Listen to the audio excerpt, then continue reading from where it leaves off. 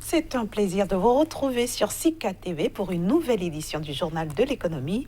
Nous démarrons avec un aperçu du menu. Bientôt un identifiant biométrique pour les personnes physiques résidant au Togo. L'opération concerne les nationaux et les étrangers vivant dans le pays. La situation économique reste stable en Tanzanie. C'est ce qui ressort de la dernière mission du Fonds monétaire international dans le pays.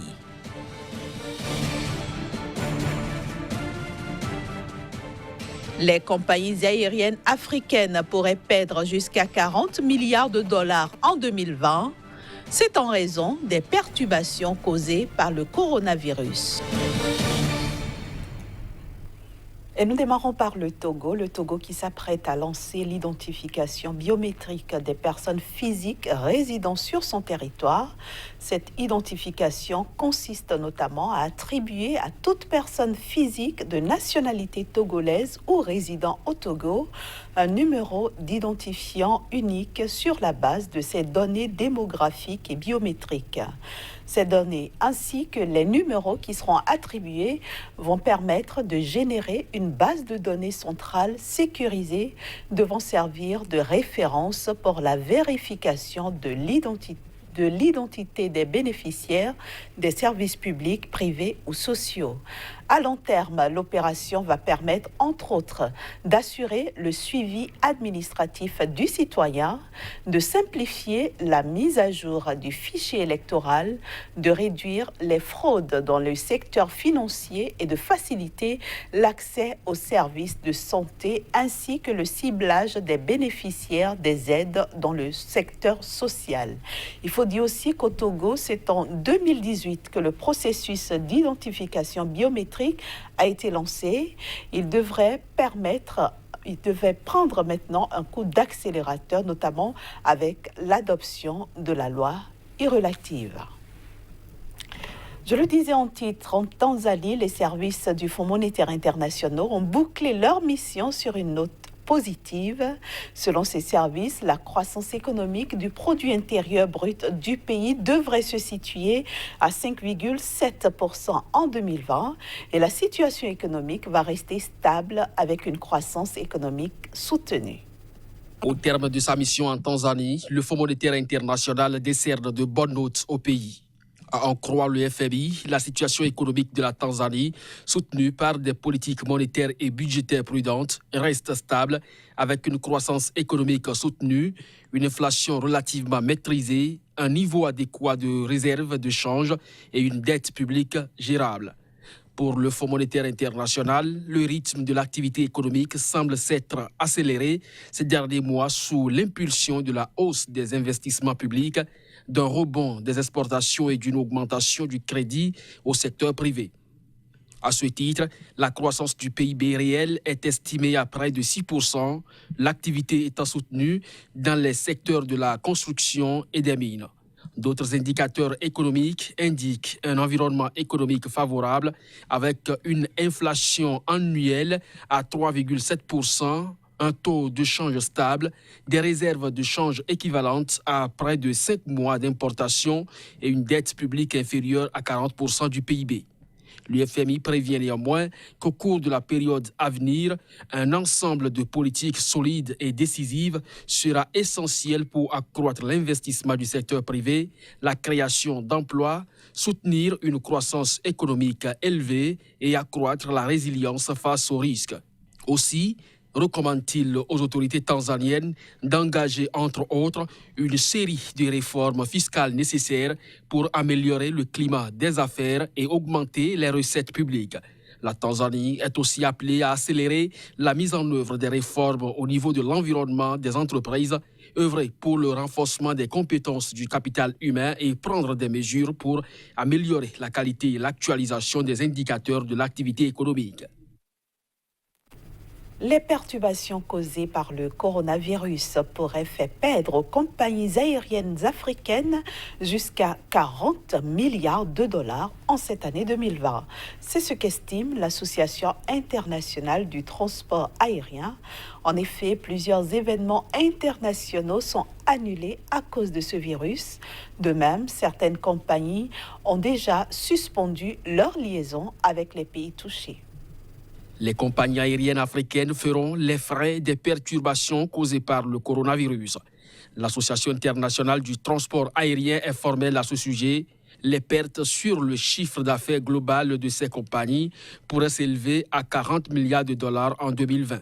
Le coronavirus plomberait ainsi un secteur pour lequel, fin 2019, l'Association internationale du transport aérien pronostiquait déjà des pertes d'environ 200 millions de dollars pour l'année 2020, dues essentiellement à l'environnement sectoriel africain, notamment les coûts d'exploitation 2 fois plus élevés que la moyenne mondiale, conjugués au faible taux de remplissage. Au niveau mondial, l'Association internationale du transport aérien voit jusqu'à 113 milliards de dollars de pertes pour le transport aérien si l'épidémie continue de se répandre au rythme actuel. À ce jour, au moins 80 pays à travers le monde sont touchés, ce qui porte un coût énorme aux réservations de vols, bien au-delà de la Chine.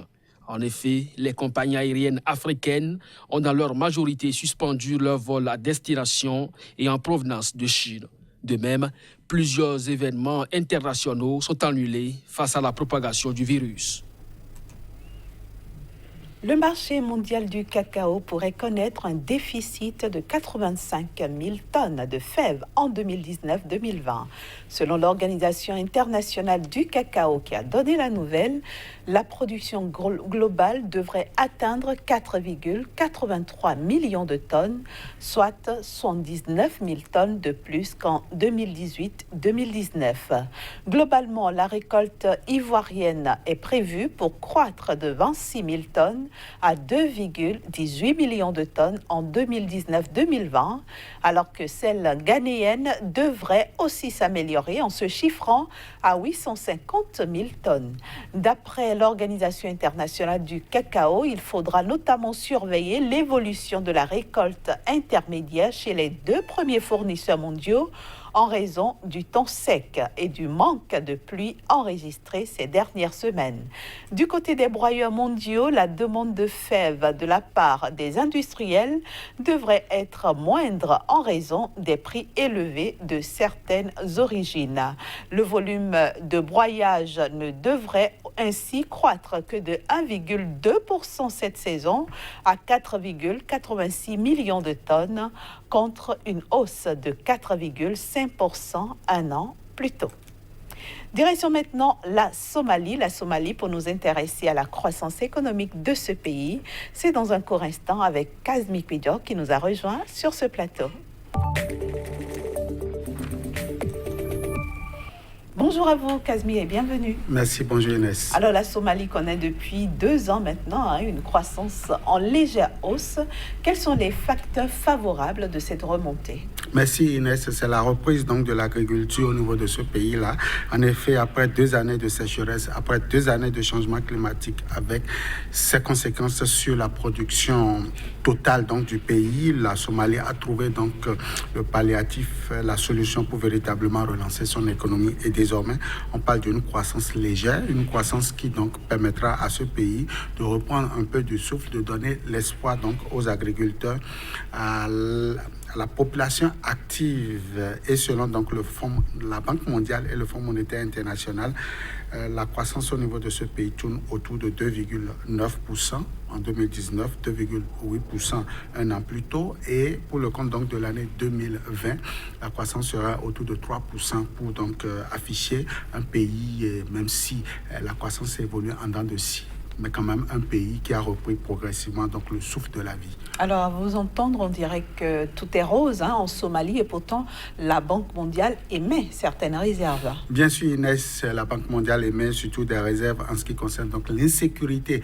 au niveau de ce pays et surtout dans la région. En effet, les questions donc de terrorisme, les questions donc de frappe hante toujours le pays et la région. Au-delà de ça, la question aussi du réchauffement climatique n'est pas encore derrière le pays, et à tout ceci s'ajoutent donc les facteurs humains tels que donc la pauvreté à outrance au niveau de ce pays-là. En effet, selon donc la statistique Maison, 69,4% donc des Somaliens vivent dans la précarité, sont donc pauvres, et il va falloir donc travailler pour sortir donc le pays de cette de l'extrême pauvreté. Au-delà de ça, il y a que aussi l'éducation, la formation vers un emploi aujourd'hui n'est pas la chose la mieux partagée au niveau de ce pays-là. C'est pas des garanties que le pays s'offre, et donc il va falloir travailler sur le facteur éducation, et pourquoi pas la santé, parce que une population active, c'est avant tout une population en bonne forme. Donc la Banque mondiale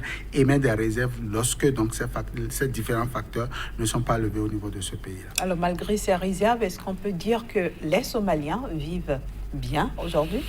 Les Somaliens vont vivre bien si et seulement si l'inclusion économique, si le gouvernement allait vers l'inclusion économique, et donc une croissance en légère hausse va forcément impliquer au niveau des gouvernants la bonne gouvernance donc des ressources. Il va falloir donc agir au plus tôt sur certains facteurs tels que l'énergie électrique, tels que l'accès à l'eau potable, tel que je l'ai dit tantôt, la santé et l'éducation.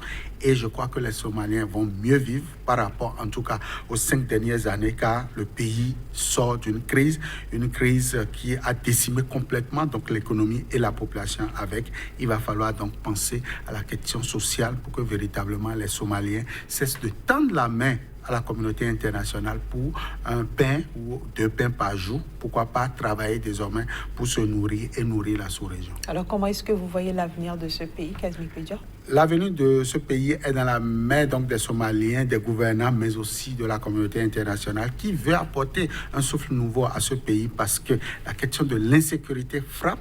Et il va falloir aujourd'hui travailler véritablement pour que désormais la Somalie ne puisse plus être le pays, enfin le maillon faible de la production au niveau de la région, mais aussi le maillon fort, un peu comme le Sénégal aujourd'hui qui doit tendre beaucoup plus la main à ce pays-là. Merci à vous Kazmi Pedior d'être passé sur ce plateau. On se retrouve vendredi. Toujours avec le même plaisir. Voilà, chers amis téléspectateurs, ce sera tout pour aujourd'hui. Merci d'avoir suivi le journal de l'économie. Restez en compagnie du reste des programmes de SICA, et à vendredi.